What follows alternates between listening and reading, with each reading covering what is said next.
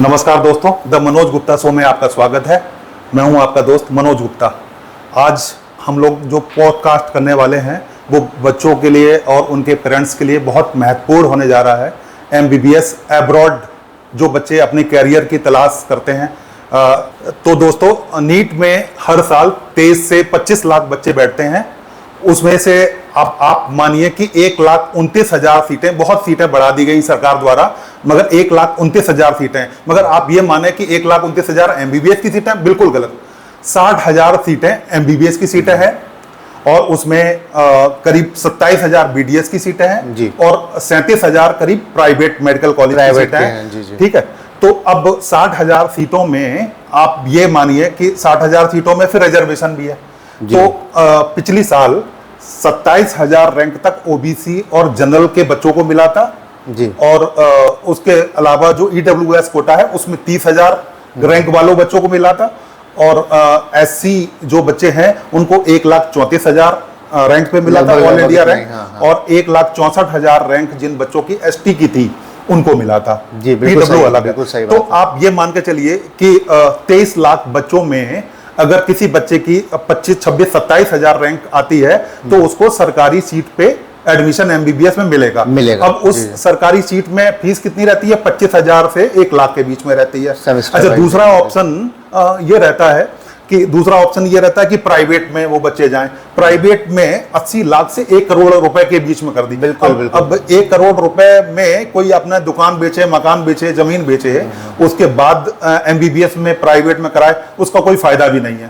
तो तीसरा ऑप्शन हम लोगों के पास जो बचता है, मीडियम क्लास के हैं, लो क्लास के हैं लोग, उनके पास MBBS एब्रॉड का। बिल्कुल सही बात है। तो आज हमारे साथ जो है एटलस स्टडी कंसल्टेंट के सर बैठे हुए हैं। ये अपना परिचय देंगे और बताएंगे कि ये इंस्टीट्यूट कब से रन कर रहा है और कैसे आप बच्चों को भेजते हैं। जी सर। जी, बहुत बहुत शुक्रिया आपका और इंट्रोडक्शन के लिए।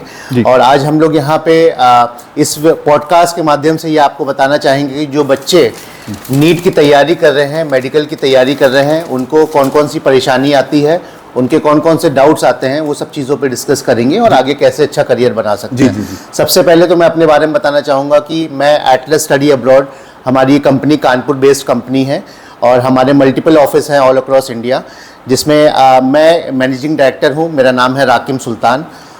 मैं पिछले 16 सालों से इस इंडस्ट्री में, एजुकेशन इंडस्ट्री में काम कर रहा हूँ। अगर अब्रॉड एजुकेशन की बात करूँ तो अब्रॉड एजुकेशन में हम लोग मेडिकल कोर्सेज तो करते हैं, साथ में अदर कोर्सेज में भी एडमिशन्स कराते हैं ऑल अक्रॉस इंडिया। तो लगभग 25 कंट्रीज़ में, 25+ कंट्रीज़ में हम लोग ये कोर्स कराते हैं। अलग अलग कोर्सेज होते हैं जिसमें मेडिकल है, MBBS है, इंजीनियरिंग है, मैनेजमेंट की कोर्सेज है। ये सारे कोर्सेज अलग अलग कंट्रीज़ में होते हैं, जिसमें मेजरली जो कंट्रीज़ होती हैं वो US, UK, Canada, Australia, Europe की कुछ कंट्रीज़ हैं जैसे जर्मनी, फ्रांस, इटली और बहुत सारी साउथ एशियन कंट्रीज़ हैं। और मेडिकल की जो कंट्रीज़ होती हैं जैसे कि Russia, Kazakhstan, Uzbekistan, Kyrgyzstan, Tajikistan, Bangladesh, Nepal, या फिर यूरोप में जॉर्जिया, पोलैंड, लातविया, हंगरी, ये सारी कंट्रीज़ में स्टूडेंट्स जाते हैं। तो पिछले 16 सालों में हम लोग ने कई हज़ार बच्चों को यहाँ से भेजा हुआ है मेडिकल के लिए। और हर एक बच्चा जब यहाँ पे आता है तो उनके माइंड में, उनके फादर और उनके गार्जियन के माइंड में बहुत सारे डाउट्स होते हैं। तो मुझे लगता है कि आज हम लोग ये डाउट्स सारे क्लियर करेंगे। जी, और कुछ डाउट अगर रह भी जाएंगे तो हम आपसे बाद में पूछ लेंगे, या हमारे दर्शक हमें कमेंट्स के द्वारा बता देंगे, तो दोबारा भी एक पॉडकास्ट रख लेंगे। बिल्कुल सही है सर। तो सर, पहला सवाल है मेरा कि 12th में कितने मार्क्स होने चाहिए और क्या नीट क्वालिफाई होना MBBS एब्रॉड, मतलब विदेश से MBBS करने में, ये दोनों चीज़ें जरूरी हैं क्या? देखिए, नीट क्वालिफाई करना और कितने मार्क्स होना ये बहुत ही अहम क्वेश्चन है, बहुत इंपॉर्टेंट क्वेश्चन है। सबसे पहले हम लोग एलिजिबिलिटी क्राइटेरिया एक कंफर्म कर लेते हैं। जितनी भी मेडिकल के लिए जितनी भी यूनिवर्सिटीज़ हैं ऑल अक्रॉस द वर्ल्ड, हर एक कंट्री वाइज और यूनिवर्सिटी वाइज उन्होंने एक अपना क्राइटेरिया सेट करा हुआ है जो मिनिमम एलिजिबिलिटी क्राइटेरिया में आता है। जैसे कि जो इंडियन स्टूडेंट्स हैं जब वो मेडिकल की तैयारी करते हैं तो उनके पास 3 मेजर सब्जेक्ट्स होते हैं, जैसे फिजिक्स, केमिस्ट्री और बायो, ये रिक्वायर्ड होता है। तो मेजरली कुछ ऐसी कंट्रीज हैं, जैसे मैं एग्जांपल लेके आपको बताता हूँ, जैसे रशिया हो गया, उज्बेकिस्तान, कजाकिस्तान, यहाँ पे मिनिमम 50% चाहिए होते हैं 10th में भी और 12th में भी, फिजिक्स, केमिस्ट्री, बायो में भी, और ओवरऑल भी चाहिए होते हैं। तो ये एक major requirement, minimum eligibility criteria होता है। अगर हम यूरोपियन कंट्रीज की बात करें, जैसे जॉर्जिया, पोलैंड, यहाँ पे वो 60 to 65% मांगते हैं मिनिमम पीसीबी में।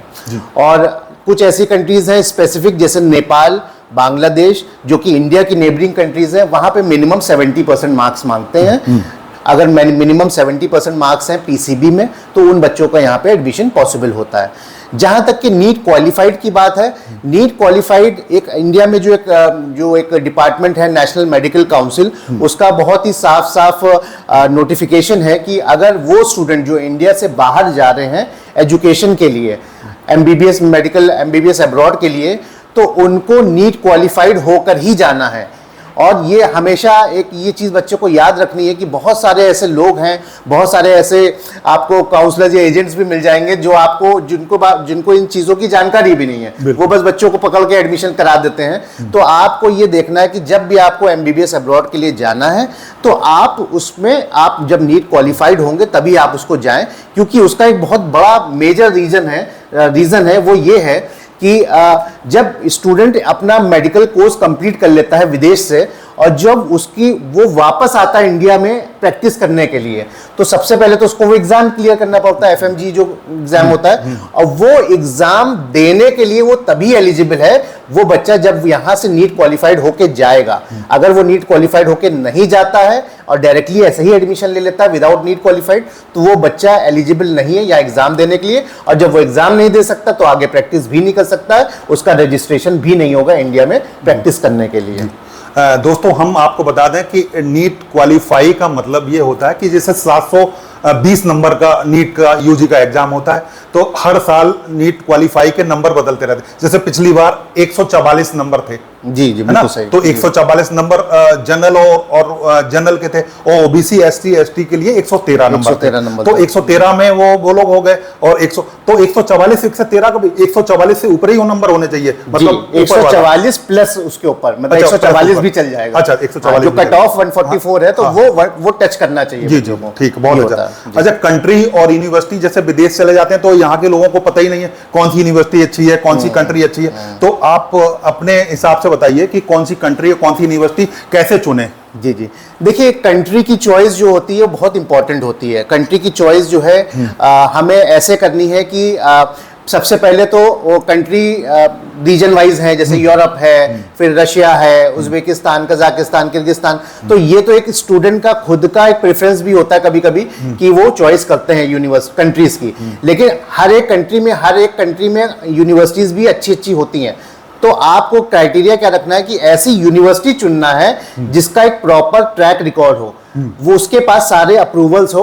अब जैसे WHO का अप्रूवल होना चाहिए, NMC गाइडलाइंस के थ्रू उसकी एजुकेशन होनी चाहिए। वहां पे क्या कहते हैं, जो फैसिलिटीज है, हॉस्पिटल की जो रोटेशन प्रैक्टिस है वो है कि नहीं है, वो चेक करना होता है। और उसके साथ साथ आप कोशिश ये करें कि गवर्नमेंट यूनिवर्सिटीज में एडमिशन लें, क्योंकि गवर्नमेंट यूनिवर्सिटीज में जो होता है वो उस कंट्री का भी कंट्रोल रहता है यूनिवर्सिटी पे। कल को कोई नॉर्म्स चेंज होते हैं तो आपका जो गवर्नमेंट यूनिवर्सिटी में जो बच्चा पढ़ रहा है, तो उसको कहीं ना कहीं गवर्नमेंट भी उसको सपोर्ट करेगी और उसको वैलिड करार देगी। तो ये एक बहुत इंपॉर्टेंट फैक्टर है। कंट्री और कॉलेज चॉइस करना ये एक इंपॉर्टेंट फैक्टर है, और इसके लिए जो मैंने आपको पैरामीटर्स बताए हैं वो ये चीज करनी चाहिए बच्चों को। अच्छा, बहुत से गार्जियन आते हैं तो उनके पास बजट की कमी है, तो बजट के हिसाब से रसिया, कजाकिस्तान, उज्बेकिस्तान ये सस्ते देश हैं क्या पढ़ाई की नजर में? देखिए, सस्ते तो इनको नहीं कहेंगे, लेकिन अगर आप इंडिया से कंपेयर करेंगे तो जाहिर सी बात है वो सस्ते हो रहे, क्योंकि इंडिया में जो प्राइवेट कॉलेजेस है उसकी फीस, जैसे आपने बताया, 80 लाख रुपए से 1 करोड़ रुपए के बीच में आती है। बट अगर यही बच्चा MBBS अब्रॉड के लिए जाता है तो उसकी जो फीस पूरे 6 साल का जो पैकेज आता है वो करीब कम से कम भी अगर बजट जाएगा तो 25-26 लाख रुपए से स्टार्ट होता है 6 साल का, और वो 30-35 लाख रुपए तक जाता है। अगर वो 30-35 लाख रुपए तक जा रहा है तो उसमें फूड अकोमोडेशन भी इंक्लूड है, क्योंकि फूड और अकोमोडेशन का भी साल का करीब 1.25 लाख से 1.5 लाख रुपए खर्चा होता है। 6 साल में 9 लाख रुपए तो वही हो गए, और 22-24 लाख रुपए फीस हो गई, फिर टिकट आना जाना उसे मिला के 34-35 लाख रुपए में इनका पूरा कंप्लीट हो जाता है एक अच्छी रेप्यूटेड यूनिवर्सिटी से। अच्छा, क्वालिटी और इंग्लिश मीडियम के हिसाब से जॉर्जिया, फिलीपींस, नेपाल, बांग्लादेश थोड़े से महंगे हैं, मगर क्वालिटी वाइज अच्छे हैं क्या? हाँ, ये ऐसा देखा गया है कि क्वालिटी वाइज जब पैरामीटर होता है तो हम लोग उसके लिए उसको जज कैसे करते हैं, उसका ये इंपॉर्टेंट फैक्टर है कि जैसे जॉर्जिया की हम बात करें तो जॉर्जिया में जो भी यूनिवर्सिटीज़ हैं, क्योंकि जॉर्जिया जो है वो यूरोपियन यूनियन में आता है और यूरोपियन यूनियन के अंदर में करीब 28 से 30 कंट्रीज आती हैं, तो वो क्वालिटी पे फोकस करती हैं। और वहाँ पे जो बच्चे जाते हैं उनको साथ साथ जो है USMLE और प्लैब की भी तैयारी कराई जाती है, जिससे वो पीजी में यूएस जा सकते हैं या फिर यूके जा सकते हैं। तो ये एक बहुत बड़ा एडवांटेज है और इसी वजह से वो क्वालिटी एजुकेशन पे फोकस करते हैं। ऑल्दो पढ़ाई वहाँ पे महंगी है, आप ये मान के चलिए कि 6 साल का कोर्स लगभग 45 से 50 लाख रुपए में होता है वहाँ पे। और वहाँ पे मतलब ये इंक्लूडिंग हॉस्टल और अकोमोडेशन मैं आपको बता रहा हूँ, कंप्लीट कोर्स लगभग इतना ही पैसा लगता है। और यहाँ पे जो FMG का जो पासिंग रेशियो है, हर साल जो बच्चा आता है इंडिया में एग्जाम देने के लिए, तो NMC जो है एक लिस्ट निकालती है कॉलेजेस की, वो लिस्ट NMC की वेबसाइट पे भी अवेलेबल है, कंट्री वाइज और यूनिवर्सिटी वाइज वो कितने परसेंटेज बच्चा FMG निकाल रहा है। तो अगर आप जॉर्जिया का देखेंगे तो वो वर्ल्ड में वन ऑफ द हाईएस्ट है। जैसे कि एवरेज अगर देखा गया है तो 20 से 25% बच्चा FMG फर्स्ट अटेम्प्ट पे निकालता है, लेकिन जॉर्जिया का जो रेशियो है वो है 60 to 70%, जो कि बहुत ज्यादा है। तो जॉर्जिया, बांग्लादेश, नेपाल और इस तरह की जितनी भी कंट्रीज है, नेबरिंग कंट्रीज है, यहाँ पे पढ़ाई थोड़ी सी एक्सपेंसिव जरूर है as compare to Uzbekistan, Kazakhstan, Russia, but यहाँ पे एजुकेशन जो है वो क्वालिटी वाइज बेटर है। अच्छा, यूरोप के कुछ देश हैं, पोलैंड है, लेटविया है, हंगरी है, ये कैसे हैं? ये भी अच्छे हैं, जैसे मैंने आपको बताया तो ये भी यूरोपियन यूनियन के अंडर में आते हैं। इनकी यहाँ पे भी क्वालिटी एजुकेशन फोकस रहती है जैसे कि जॉर्जिया में है। बट यहाँ पे आपको ये जरूर देखना है कि जिस भी कंट्री में आप जा रहे हैं वहां पे आपकी जो एजुकेशन होनी चाहिए वो 100% इंग्लिश में होनी चाहिए, क्योंकि बहुत सारी ऐसी कंट्रीज हैं जहां पे बायलिंगुअल है। जैसे यूरोप में अगर आप देखेंगे तो यूरोप में रीजनल कंट्रीज की रीजनल लैंग्वेजेस हैं, जैसे जर्मनी में जर्मन होती है, फ्रांस में फ्रेंच होती है, राइट? ऐसे हर कंट्री की वहां पे लैंग्वेजेस हैं। आपको वो कॉलेज चूज करना है, वो यूनिवर्सिटी चूज करना है जिसको गवर्नमेंट, वहां की गवर्नमेंट ने भी अप्रूव करा है और जो NMC के नॉर्म्स के हिसाब से भी पढ़ा रही है बच्चों को, टोटल इंग्लिश में एजुकेशन कर रही है। अच्छा, गार्जियन को तो बहुत चीजें पता नहीं होती, तो जिस यूनिवर्सिटी में काउंसलर उन्हें भेज रहे हैं वो NMC से अप्रूव्ड है या नहीं है, गार्जियन अलग से कैसे पता करें? देखिए 2021 में एक नोटिफिकेशन आया था गवर्नमेंट का, नेशनल मेडिकल काउंसिल का, वो 22 में भी रिवाइज हुआ था नोटिफिकेशन। उसके पहले जो 2021-22 से पहले क्या होता था कि NMC जो है उसका नाम पहले था MCI, medical council of India. Medical council of India जो है पूरी एक लिस्ट निकालती थी कंट्री वाइज। अगर आप उनकी वेबसाइट पे देखेंगे, आज भी वो वेबसाइट पे लिस्ट अवेलेबल है कि हर कंट्री वाइज, और उस कंट्री में जैसे फॉर एग्जांपल रशिया है और रशिया में कौन कौन सी यूनिवर्सिटीज हैं जो इंडिया के नॉर्म्स के हिसाब से पढ़ा रही हैं, तो वो एक अप्रूव्ड लिस्ट डालते थे। लेकिन 2022 के बाद से उन्होंने ये सारे चीज़ों को ख़त्म कर दिया। उन्होंने 4 नोटिफिकेशन निकाली। सबसे पहली नोटिफिकेशन ये है कि बच्चे को, कि अब उन्होंने कोई एक प्रॉपर लिस्ट नहीं निकाली हुई है, उन्होंने 4 चीज़ें बता दी हैं कि अगर जिस कॉलेज में ये 4 चीज़ें हैं वो बच्चा वहाँ पर जाके पढ़ाई कर सकता है। पहली चीज़ वो ये है कि जो एजुकेशन होनी चाहिए वो मिनिमम 54 मंथ्स की होनी चाहिए, और क्योंकि जनरली सारे कॉलेजेस 6 साल का कोर्स करा रहे हैं तो ये नॉर्म कंप्लीट हो जाता है। दूसरा जो नॉर्म है वो ये है कि जितनी भी एजुकेशन है वो टोटल 100% इंग्लिश में होनी चाहिए। तो इंग्लिश के लिए जितने भी बच्चे इंडियन स्टूडेंट्स को जितनी भी यूनिवर्सिटीज एक्सेप्ट कर रही हैं वो सारी पढ़ाई टोटल 100% इंग्लिश में करा रही हैं। और तीसरा नॉर्म ये है कि आपने जहां से प्रैक्टिस करा है, जहां से एजुकेशन करा है, वहां की भी आपको लाइसेंस लेके आना है। तो वो एक इंपॉर्टेंट फैक्टर है। तो जनरली जब आप किसी कंट्री में जाते हैं तो वो कॉलेज भी उस कंट्री के मेडिकल काउंसिल से अप्रूव्ड होता है, तो वो उस हिसाब से आपको वहां की, जब आप एजुकेशन कंप्लीट करेंगे, इंटर्नशिप कंप्लीट करेंगे, तो उस कंट्री का भी आपको लाइसेंस लेना पड़ेगा, भले उसका एग्जाम देना पड़े आपको अलग से, या फिर आपको डायरेक्टली भी मिल जाता है। बहुत सारी कंट्रीज में एग्जाम होने के बाद, जो यूनिवर्सिटी का एग्जाम है उसके बाद वो उनको प्रैक्टिस का लाइसेंस भी दे देते हैं। और जो फोर्थ पॉइंट ये है कि स्टूडेंट को पूरी जो इंटर्नशिप है 1 ईयर की कंप्लीट करनी है। तो इंटर्नशिप बहुत सारी कंट्रीज क्या करती हैं, रोटेशनल इंटर्नशिप कराती हैं, 3-3 महीने की हर साल में करा रही हैं। बहुत सारी कंट्रीज ऐसी हैं जो एक साथ करा रही है, जैसे 5 साल पढ़ाई कराई, 1 साल इंटर्नशिप कराई। तो ये 1 ईयर की इंटर्नशिप कंप्लीट होनी चाहिए।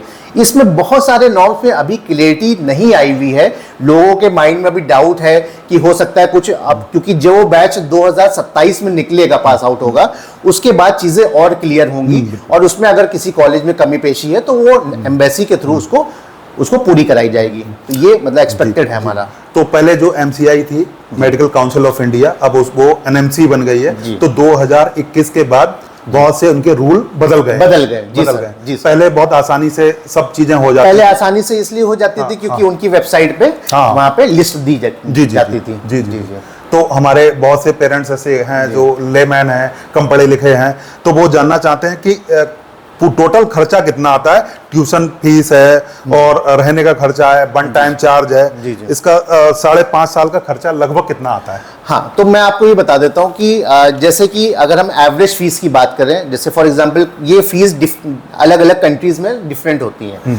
रशिया की अगर मैं बात करता हूँ, रशिया में 3 लाख रुपए साल के हिसाब से ट्यूशन फीस स्टार्ट हो जाती है। तो जनरली जितनी भी कंट्रीज हैं ये 6 इयर्स का प्रोग्राम करा रही है, तो हमें 6 इयर्स फीस देनी है। अगर 3 लाख रुपीस पर ईयर की फीस है तो 6 इयर्स में 18 लाख तो फीस हो गई। ठीक है, फिर बच्चे का कौन सा खर्चा पड़ा? अकोमोडेशन और फूड। 1200 से $1500 जो है इंडियन मेस मिल जाती है, जहां पे वो इंडियन फूड मिलता है। क्योंकि जब विदेश में बच्चा जाता है उसके लिए बहुत बड़ी प्रॉब्लम है खाने की। अब वो सेल्फ कुकिंग अगर करता है तब भी उसका पैसा लगता है, अगर वो इंडियन मेस लेते हैं तब भी उनको 1200 से $1500 खर्च करना होता है। तो ऑन एन एवरेज करीब करीब 1.25 लाख रुपए साल का फूड का आता है और 40 से 50 हजार रुपए हॉस्टल का आता है। रशिया की मैं अगर बात करूं तो लगभग 2 लाख रुपए साल का खर्चा आ रहा है। तो 6 साल का 12 लाख रुपए ये हो गया और उधर 18 लाख रुपए हो गया, तो टोटल 30 लाख का बजट हो गया। और उसके बाद जब बच्चा यहां से जाता है तो उसका वीजा, टिकट और यूनिवर्सिटी के जो वन टाइम चार्जेस होते हैं वो लेते हैं करीब 2 से 2.5-3 लाख रुपए ये पूरा होता है, जिसमें जो कंसल्टेंसी फीस होती है वो भी इंक्लूड होती है। तो आप ये मान के चलिए कि 30 लाख रुपए से लेके 35 लाख रुपए के बीच में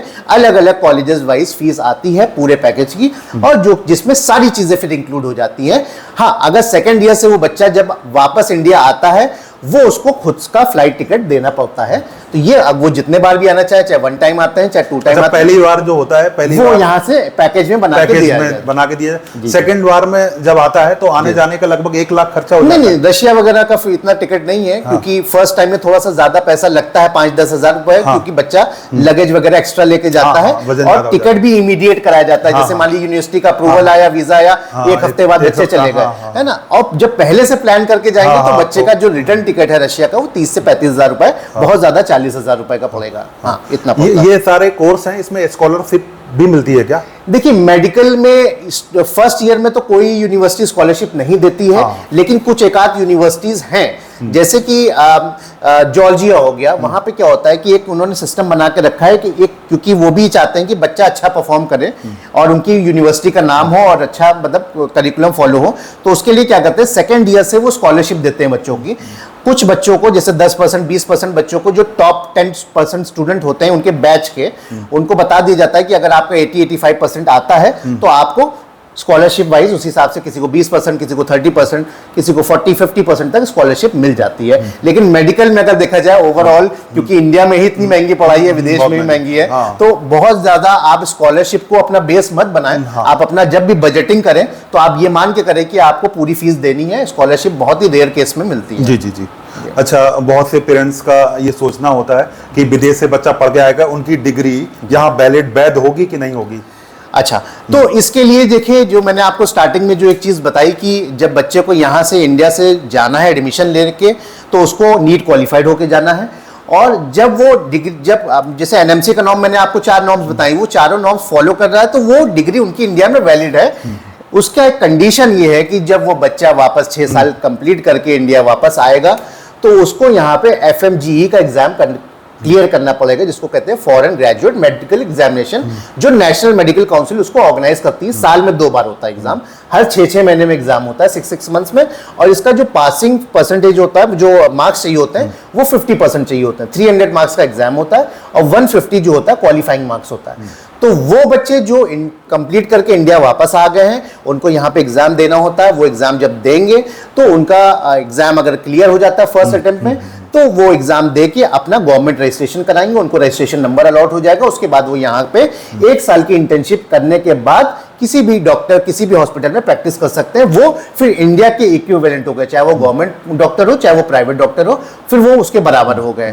तो ये क्राइटेरिया होता है एफएमजी का। और एफएमजी में एक अच्छी चीज ये है अभी तक के कि इसका कोई लिमिटेशन नहीं कि बच्चा कितनी बार दे। तो इसमें एक बेनिफिट ये बच्चा का कि अगर मान लीजिए एक पहले अटेम्प्ट में नहीं निकल पाता तो वो तैयारी करके, इसकी भी बहुत सारी कोचिंग्स आ गई आज के टाइम पे, 6-6 महीने साल भर के क्रैश कोर्स कराते हैं। जो लोग पीजी की एग्जाम कराते हैं वही एफएमजी भी कराते हैं, वही सेम लगभग होता है, वही होता है, करिकुलम भी लगभग वही होता है। बल्कि एफएमजी वाले बहुत बार इतने बच्चे होशियार हो जाते हैं कि वो ये पीजी निकाल लेते हैं। सही कह रहे हैं आप। तो उसमें क्या होता है कि बच्चे जब यहाँ पे तैयारी करते हैं 6 महीने की साल भर की तैयारी करने के बाद एफएमजी का एग्जाम देते हैं, तो जब वो क्लियर कर लेते हैं, मान ली फर्स्ट में नहीं हो पाया, सेकंड में कर लिया या थर्ड में कर लिया, क्योंकि कोई लिमिटेशन नहीं है, एक अच्छी चीज है। तो ये क्लियर करने के बाद वो फिर वापस आके फिर उनका जो है यहाँ पे रजिस्ट्रेशन हो जाता है और फिर वो इंडियन जो जैसे इंडिया में गवर्नमेंट में डॉक्टर्स होते हैं या प्राइवेट में होते हैं उसी के इक्विवेलेंट हो जाते हैं, बराबर। अब सरकार धीरे से अभी आया नहीं है, नेक्स्ट एग्जाम लेके आने वाली है और वो नेक्स्ट एग्जाम यहाँ के सरकारी मेडिकल कॉलेज से करे होंगे, प्राइवेट से करे होंगे या फॉरेन मेडिकल ग्रेजुएट, सभी के लिए जरूरी, तब वो एफएमजी हट जाएगा। तो अब 1 करोड़ रुपया खर्च करके भी उसको देना पड़ेगा और जो 32-35 लाख में करके आया वो भी दे।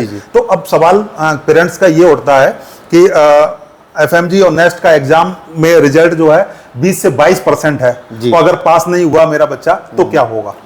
देखिए ये तो एक डाउट है, क्योंकि रीजन क्या है कि अभी जो इंडियन मेडिकल काउंसिल है, जिसने नेशनल मेडिकल काउंसिल ने जो रूल निकाला है कि इंडिया के स्टूडेंट्स को भी एग्जाम देना है, नेक्स्ट एग्जाम देना है, तो अब क्या है कि चाहे आप बाहर से कर रहे हैं, अब्रॉड से कर रहे हैं, चाहे इंडिया से पढ़ रहे हैं, वो सारे बच्चे बराबर हैं। अब आपकी सिर्फ मेहनत देखी जाएगी, आप कहाँ पे मेहनत कर रहे हो और किस कॉलेज। और अब आप देखिएगा कुछ साल बाद ये होगा जो 20-22% इनका आता है, 20-22% इन लोगों का भी आएगा। प्राइवेट से जो कर रहे हैं उनमें पढ़ाई वढ़ाई नहीं हो रही है उतने हिसाब से, जैसे फैकल्टी नहीं है वो नहीं है, तो उनका भी रिजल्ट तब लोगों को पता, तब अभी तो लोग हंसी उड़ाते हैं, 20-22% नंबर आते हैं और ये है वो है, पास नहीं होते हैं। तो ये बात तो आपकी बिल्कुल सही है, क्योंकि जो है कॉलेजेस में भी अभी इस लेवल पे चाहे वो जितनी फीस ले रहे हो, अभी उस हिसाब से क्वालिटी एजुकेशन नहीं दी जा रही है इंडिया में भी। लेकिन यहाँ ये आने के बाद हर कॉलेज में एक सुधार होगा, वो क्वालिटी पे ही फोकस करें, क्योंकि वो कहीं ना कहीं वो कॉलेज की रैंकिंग भी उनके जो एग्जिट का नेक्स्ट एग्जाम है उसके कितने बच्चे क्लियर कर रहे हैं, कितने परसेंटेज क्लियर कर रहे हैं, उनका कहीं ना कहीं उसका इवैल्यूएशन भी करेंगे कॉलेज और उसी हिसाब से उनकी रैंकिंग भी बनेगी, तो वो बच्चे बराबर हो गए। अब ये है कि आपकी मेहनत और आप किस क्वालिटी एजुकेशन में किस यूनिवर्सिटी में जा रहे हो, सबसे ज्यादा ये मैटर करेगा। जब ये एग्जाम दोनों कॉमन हो जाएंगे तो अब दोनों ही बच्चे लगभग अगले साल से 2027 से जब बैच पास आउट होगा पहला, तो वो बराबर हो जाएंगे।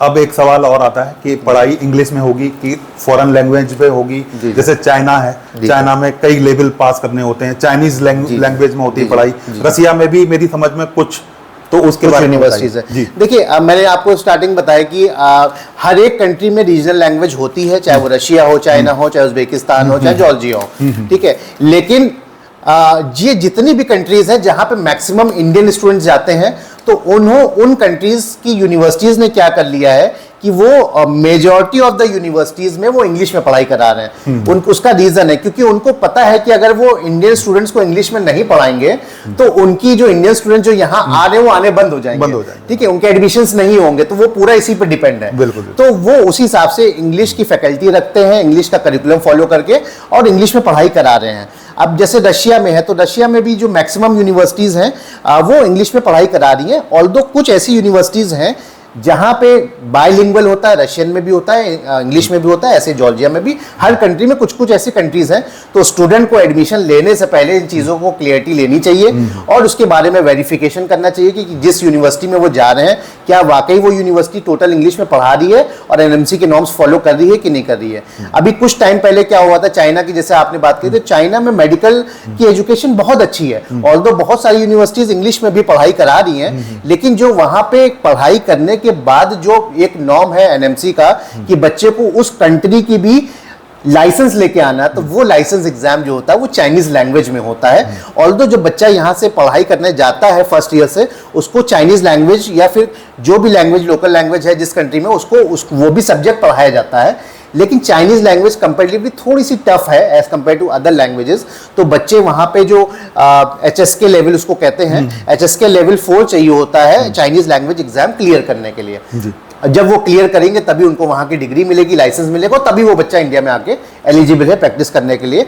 ऑल्दो क्लिनिकल और पढ़ाई बहुत अच्छी है, वो पूरी इंग्लिश में होती है, बट वो साथ साथ उनको चाइनीज लैंग्वेज सीखनी पड़ती है ताकि वो HSK का एग्जाम क्लियर करके अपना लाइसेंस लेके फिर वापस इंडिया में आए। तो ये एक बहुत इंपॉर्टेंट फैक्टर है, बच्चों को ध्यान में रखना चाहिए। एक और फीचर्स आता है सेफ्टी फीचर्स। बच्चों का माँ बाप की चिंता रहती है कि बहुत दूर 7 समुंदर पार हमारा बच्चा है और कोई सेफ्टी, कोई दिक्कत हुई, सुरक्षा की क्या वो है, हम तो वहां पहुंच भी नहीं पाएंगे, तो वो सेफ्टी का क्या रहता है? देखिए, जहां तक कि सेफ्टी और सिक्योरिटी की बात है, जितने भी कॉलेज हैं, जितनी भी यूनिवर्सिटीज हैं, वो खुद इंटरनेशनल स्टूडेंट्स को रिस्पॉन्सिबिलिटी लेती हैं सेफ्टी एंड सिक्योरिटी के लिए, क्योंकि उनका जो हॉस्टल है, अगर वो with in the campus hostel है, वहाँ पे प्रॉपर वार्डन्स होते हैं।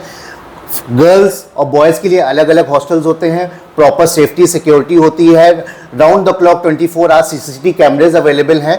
तो इस तरह का अभी तक तो कोई ऐसा इशू आता नहीं। ऑल्दो बीइंग अ पेरेंट, सबके माइंड में एक डाउट रहता है कि कहीं ना कहीं हमारा बच्चा बाहर जा रहा है तो कैसा रहेगा। तो मैं इस बात को आप मतलब कि अश्योर कराना चाहता हूं कि अब्रॉड में जैसे यहाँ पे सिक्योरिटी होती है, इससे ज़्यादा सिक्योरिटी है वहाँ पे। बच्चों को बहुत अच्छे से उनका ख्याल रखा जाता है, हर चीज़ों का, छोटी छोटी चीज़ों को, उनका अगर कोई भी इश्यूज आते हैं, प्रॉपर एक डिपार्टमेंट होता है, डिपार्टमेंट इंटरनेशनल एडमिशन डिपार्टमेंट है, उनके कोऑर्डिनेटर्स हैं, तो वो उन चीज़ों को रिजॉल्व करते हैं। और कभी अभी तक के इतने सालों से मैं काम कर रहा हूँ, कभी भी ऐसा कोई इशू नहीं हुआ है कि किसी पर्सनली किसी बच्चों के साथ कोई प्रॉब्लम आई हो और कोई इशू हुआ हो सेफ्टी सिक्योरिटी को लेके। तो बीइंग अ पेरेंट, आप ये चीज़ मान के चलिए कि बच्चा आपका किसी भी अच्छी कंट्री में जा रहा है और अच्छी यूनिवर्सिटी में जा रहा है, तो आपका बच्चा सेफ और सिक्योर है। उसकी उसकी हम लोग की भी रिस्पॉन्सिबिलिटी होती है, कॉलेज भी इसकी रिस्पॉन्सिबिलिटी, तो हम लोग भी इसको मेक श्योर करते हैं कि आपका जो बच्चा जा रहा है वो सेफ रहे। जी जी। अच्छा, खाने का क्या प्रबंध रहता है? जैसे बहुत से बच्चे, वो माँ बाप कहते हैं मेरा बच्चा तो, वो अधिकतर माँ लोगों की ये प्रॉब्लम रहती है कि बच्चे का खाना कैसा, नॉनवेज जो नहीं खाते। जैसे चाइना में गया कोई बच्चा, वहाँ वो तो यूट्यूब पे दिखाते हैं कि सांप खा रहे हैं, कीड़े खा रहे हैं, वो खा रहे हैं। तो इंडियन मेस वगैरह की सुविधाएं रहती हैं क्या? देखिए, मेजॉरिटी ऑफ कंट्रीज में इंडियन मेस मिल जाती है, क्योंकि जहां पे मैक्सिमम इंडियन स्टूडेंट्स जा रहे हैं, तो वहां पे जो कॉलेज भी चाहता है और यहां तक कि बहुत सारे ऐसे जो कंपनीज जो चला रहे हैं, जो कॉन्ट्रैक्टर्स हैं, वो भी वहां पे मेस सेटअप कर देते हैं। तो विद इन द कैंपस भी मिल जाएगी आपको इंडियन मेस, और आउटसाइड द कैंपस भी मिल जाएगा। बहुत सारे ऑप्शन मिल जाते हैं, क्योंकि जहां पे मैक्सिमम इंडियन स्टूडेंट्स रहते हैं, तो उनको खाने का वो एक जो प्रॉब्लम क्रिएट हुई, उसके साथ एक सोल्यूशन भी आया। सोल्यूशन ये आया कि लोगों ने वहां पे बहुत सारी मेस चलाने लगे। बहुत सारे स्टूडेंट्स हैं जो मेस चलाते हैं, सीनियर स्टूडेंट्स हैं वो भी मेस चलाते हैं। टिफिन सिस्टम भी अवेलेबल है, चाहे वो चाइना हो, चाहे रशिया हो, चाहे उज्बेकिस्तान, हर जगह मेस अवेलेबल है।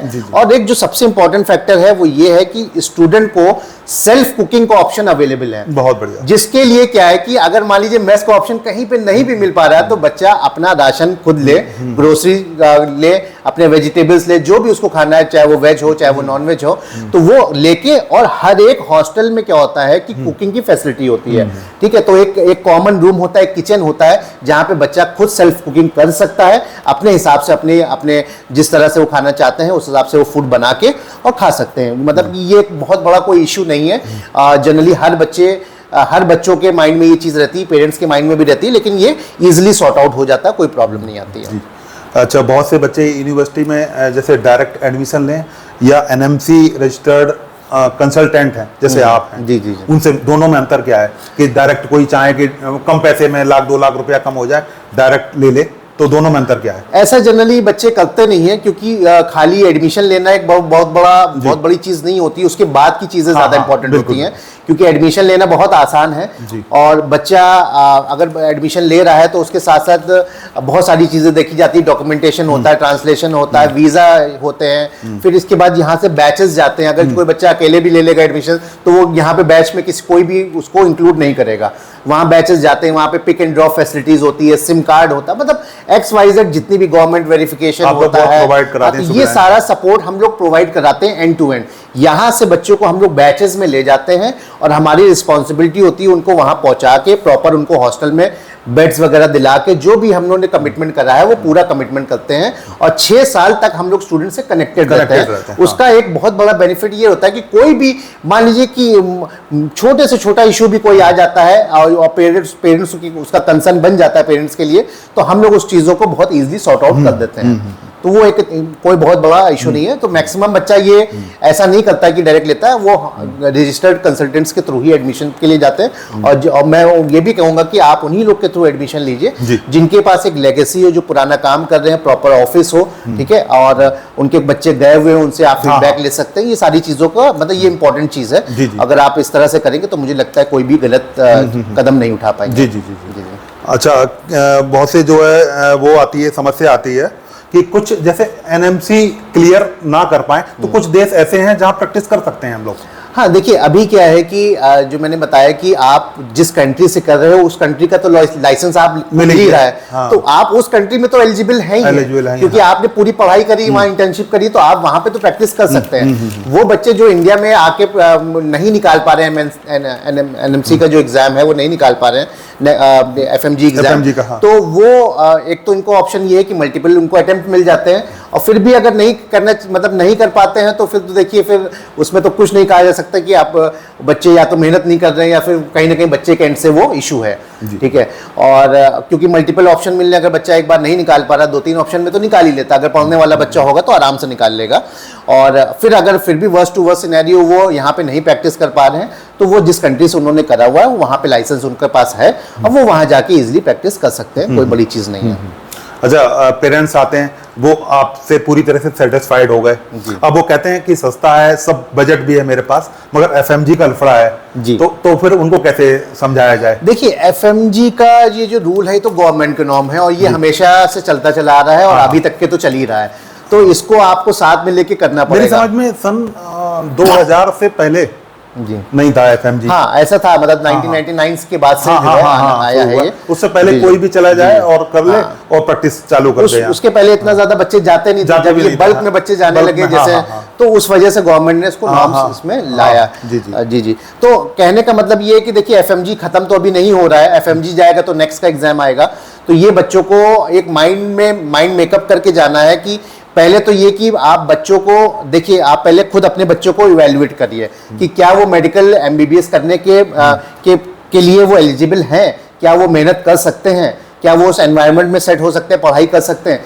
अगर आपको लगता है कि आपका बच्चा मेहनती है और ये सब चीज़ों को कर सकता है, वो निकाल सकता है, तो आप बच्चों को भेजिए। नहीं तो आपके पास बहुत सारे इंडिया में भी ऑप्शन है, सेकंड ऑप्शन में भी आप जा सकते हैं। जरूरी नहीं आप मेडिकल एमबीबीएस करिए, ठीक है, आप बीएएमएस वगैरह कर सकते हैं, आयुर्वेदिक में जा सकते हैं, बीयूएमएस यूनानी मेडिसिन है, बीएचएमएस है, होम्योपैथिक है, वेटनरी है, बहुत सारे ऑप्शन है। फिर उसके बाद आपको बीडीएस है, डेंटल मिल जाता है। फिर उसके बाद बहुत सारे डिप्लोमा कोर्सेज हैं, बी फार्मा डी फार्मा भी हो जाता है। उसके बाद जो है ग्रेजुएशन में बहुत सारे डिप्लोमा कोर्सेज हैं, 1 साल का भी है, 3 साल के भी बैचलर्स डिग्री भी है, जैसे कि डायबिटीज टेक्नीशियन हो गया, लैब टेक्नीशियंस हो गए, इस तरह के डिप्लोमा कोर्सेज है, फिजियोथेरेपी हो गया, एनेस्थीसिया हो गया, कार्डियोवैस्कुलर हो गया, तो इस तरह के कोर्सेज अवेलेबल हैं। क्योंकि जहां पे देखिए एक डॉक्टर की रिक्वायरमेंट है, उसके साथ साथ एक डॉक्टर के साथ साथ 20 सपोर्टिंग डॉक्टर्स की रिक्वायरमेंट होती है, सपोर्टिंग स्टाफ की रिक्वायरमेंट होती है, तो वो बच्चा उसमें भी एएनएम जीएनएम नर्सिंग में भी जा सकता है और एक अच्छा करियर बना सकता है। तो बच्चों को, वही बच्चों को आप भेजिए, आप अपने बच्चों के साथ जबरदस्ती मत करिए, उनकी स्किल्स और उनकी कैपेबिलिटीज को जज करने के बाद ही आप उनको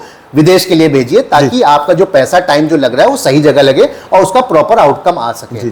जी। अच्छा, बच्चे जो नीट यूजी की तैयारी करते हैं उनको कितने ड्रॉप लेने चाहिए? हाँ, तो ये एक आज के टाइम पे देखा गया है कि पहले तो लोग बहुत ज्यादा ड्रॉप लेते थे, 2-2, 3-3, 4-4 साल ले लेते थे ड्रॉप, लेकिन अब जो इधर लास्ट 2 ईयर्स में मैं देख रहा हूँ कि बच्चों के माइंड में भी ये चीज आ गई कि अगर उनको लगता है कि मैं गवर्नमेंट कॉलेज के लिए जा सकता हूं, उनका 500, 550, 400, 450 फर्स्ट अटेम्प्ट में आ रहा है, तो वो बच्चा ऑब्वियसली ड्रॉप लेके मेहनत करके आगे अच्छा कर सकता है। लेकिन वो बच्चा जिनकी जस्ट क्वालिफाइड हो रहा है या फिर नॉट क्वालिफाइड आ रहा है, तो मुझे नहीं लगता कि उसको 2 से ज्यादा अटेम्प्ट देने चाहिए। उसको अगर पहले अटेम्प्ट में 160, 170 आ रहा है और सेकंड अटेम्प्ट में 200 भी आ गए, तो आप ये मान के चलिए कि वो बच्चा तीसरे अटेम्प्ट में गवर्नमेंट नहीं निकाल पाएगा। तो rather than spending 2 more 3 years over here, आप वो टाइम यूटिलाइज करके आप अपने कोर्स में दीजिए, आप विदेश की तरफ जाइए, अब्रॉड की तरफ जाइए और वो टाइम यूटिलाइज करिए, क्योंकि आपको अभी 6 साल वहां पे भी देने हैं, ठीक है। तो वो पूरा ड्यूरेशन आपको कैलकुलेट करके रखना पड़ेगा, कि अगर पेरेंट्स को भी रखना पड़ेगा और बच्चों को भी रखना पड़ेगा कि अगर वो निकाल पाते हैं 1 या 2 अटेम्प्ट में, मैक्सिमम 2 अटेम्प्ट से ज्यादा मुझे लगता है कि वो बच्चे जिनका 200-250 नंबर आ रहे हैं, तो उनको नहीं देना चाहिए 2 अटेम्प्ट, क्योंकि बहुत लंबा ड्यूरेशन है पढ़ाई का। वही कह रहे 6 साल उनको वहां पे भी देना है, फिर यहाँ एफएमजी दिवा के फिर 30 साल की लगभग उम्र हो जाती है, एज हो जाएगी, फिर करोगे क्या? ठीक है, बिल्कुल सही बात है। अच्छा, जो FMG बच्चे होते हैं वहाँ से फॉरेन अब्रॉड से MBBS करके आए, तो वो नीट PG कुछ बच्चे निकाल लेते हैं? हाँ बिल्कुल, देखिए बच्चा अगर मेहनती होगा तो बच्चा जब यहाँ पे आएगा तो FMG एग्जाम क्लियर करेगा। FMG एग्जाम क्लियर करने के बाद तो वो इंडिया के बराबर आ गया, इंडिया के जो स्टूडेंट हैं उनके बराबर आ गया। अब वो एलिजिबल, क्योंकि उसका गवर्नमेंट रजिस्ट्रेशन हो गया, अब वो इंडियन स्टूडेंट्स के लेवल के बराबर इक्वल हो गया। अब वो PG की तैयारी करना चाहे तो उसके भी कर सकते हैं, PG की तैयारी करें, PG का एग्जाम दें और वो इंडिया में PG कर सकते हैं। बहुत सारे बच्चे ऐसे हैं, जैसे जॉर्जिया वगैरह में क्या है कि एक ट्रेंड है यूरोप में खासतौर से कि वहाँ पे बच्चे प्लैब और USMLE की प्रिपरेशन करने लगते हैं। प्लैब और USMLE के लिए क्या होता है, USMLE US में के लिए होता है जब वो PG के लिए, और प्लैब UK के लिए होता है। तो बहुत सारे 40 to 50% स्टूडेंट मैंने देखा है कि वहाँ से बच्चे निकल जाते हैं, यूरोप वाले बच्चे, क्योंकि उनका क्वालिटी पे बहुत ध्यान दिया जाता है। वो UK में या फिर US में अपना PG के लिए अप्लाई करने लगते हैं, उसकी तैयारी करते हैं। अब एक बहुत महत्वपूर्ण प्रश्न आने जा रहा है कि अगर आपका बच्चा होता जी और तो ऑप्शन उसके पास दो होते, अगर गवर्नमेंट सीट ना निकाल पाता तो आप प्राइवेट मेडिकल कॉलेज से MBBS कराते कि MBBS अब्रॉड कराते?